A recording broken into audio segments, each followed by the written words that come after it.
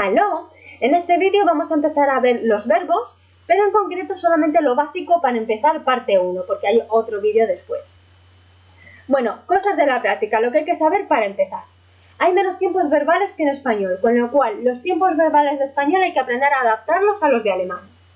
Siguiente cosa importante, los complementos van entre los verbos de la frase, sobre todo al principio van a ir entre medias. Pongo un asterisco porque cuando se lía la perdiz sí que hay veces que van juntos, pero ya una vez liada la perdiz. Al principio siempre hay que aprender a separar esos verbos. ¿Y a qué me refiero? Vamos allá con un par de ejemplos. Por ejemplo, en la frase, quiero comprar una casa. Esto en alemán sería Ich will ein Haus kaufen. Quiero es ese will, kaufen es ese comprar. Por lo tanto, en alemán estamos diciendo literalmente yo quiero una casa comprar, y hay que aprender a separar esos verbos. Lo mismo pasa con los tiempos compuestos. Por ejemplo, he comprado una casa. Esto en alemán sería Ich habe ein Haus gekauft. Es ese habe y comprado es ese gekauft. Y todo lo demás en medio. Si hubiera más complementos, también irían en medio. Sería más larga la frase y ese gekauft y ese kaufen irían más al final de la frase. Más larga sería. Y esto sí que cuesta, sobre todo al principio. Esto yo lo que recomiendo es practicarlo porque es una de las cosas que más cuestan. Bueno, vamos a empezar a ver un poquito generalidades de clasificación. Los regulares y los irregulares. Bueno, los regulares.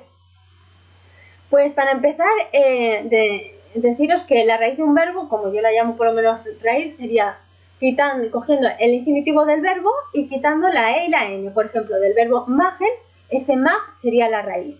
¿Y esto a qué viene a cuento? Pues porque cogiendo la raíz y las terminaciones correspondientes se crearán las distintas conjugaciones de los tiempos. Por ejemplo, en presente, para el ich, el yo, se añadirá la raíz esa e. Por ejemplo, ich mache, yo hago. Y así sucesivamente.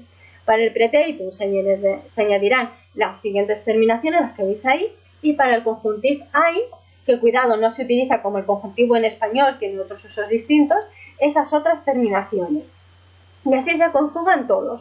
Habrá algunas excepciones de determinados verbos que aparte de esa ST, por ejemplo, para el do se añadirá una E adicional y algunas excepciones, pero en general esto hay que sabérselo así ya, porque es así como se conjuga.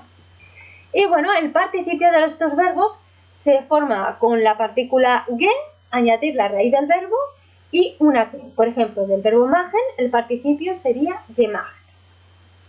Bueno, y los irregulares básicamente es que algo cambia. O bien la conjugación, o bien algo del subjuntivo, algo del pretérito, algo del participio, lo que sea. O bien todo cambia, pero cambia algo. Auxiliares. En alemán hay 3 verbos auxiliares. Primero el sein, este verbo será ser o estar, y a ver cuando funciona como auxiliar. Por ejemplo, en la frase yo he ido, ese e será el verbo sein en alemán. El siguiente verbo auxiliar sería el haben, que es tener o haber. Esto es más fácil, más común en español. Y por último el verbo werden. Este werden significa volverse, transformarse en algo, pero cuando funciona como auxiliar se utilizará para formar las pasivas y los futuros. Bueno, y aparte en alemán hay una serie de verbos que se llaman modales. Estos verbos son los siguientes. El verbo mögen, que es gustar. Cuando digo yo me gusta es con ese verbo, el mögen. Y el möchten lo pongo junto porque en realidad son el mismo verbo. El möchten sería el me gustaría. Lo que pasa es que ni el verbo mögen ni el verbo möchten son reflexivos en alemán, pero en español sí, es la diferencia. Pero bueno, estos dos verbos que sepáis ya que es el mismo, aunque a veces se estudian separados. Siguiente, el verbo wollen, que es querer. El verbo sollen, que es tener que, pero también implica voluntad. También se utiliza para ofrecer algo libremente, no porque debas hacerlo. El verbo müssen, deber, que esto sí que es que tienes que hacer algo de verdad. El verbo dürfen, que es poder en el sentido de pedir permiso, no en general. Y el verbo können, que sí que es el de poder, pero sin pedir permiso. Es que se puede hacer algo porque se es capaz de hacer algo. Y bueno, esto ha sido hasta ahora el primer vídeo. En el siguiente veremos lo básico para empezar 2, que ahí es cuando se lía más la perdiz. Bueno, espero que en entrada os haya ayudado un poquito. Y sí que practicar lo que es separar los verbos, porque eso es difícil de verdad, sobre todo al principio. Hasta el siguiente vídeo.